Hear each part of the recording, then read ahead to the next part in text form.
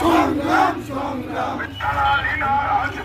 রাজপথ রাজপথ ঢাকা ঢাকা ধরে ধরে চলে পথ একটা দুটা লিখ ধর সংগ্রাম সংগ্রাম।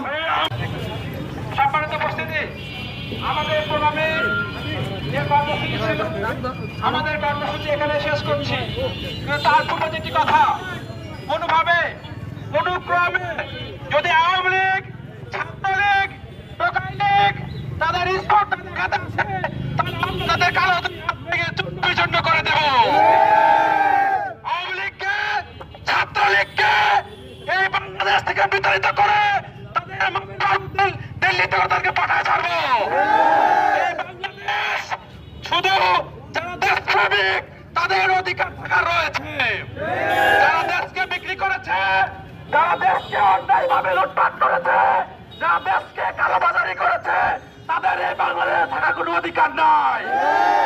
আমরা উচ্চ আহ্বান জানাবো, যখনই বাংলাদেশে আওয়ামী লীগ, ছাত্রলীগ মাথা উঁচু করে দাঁড়াবে, সেখানে ছাত্র শিবির প্রতিহত করবে, সেখানে ছাত্র শিবির প্রতিবাদ করবে।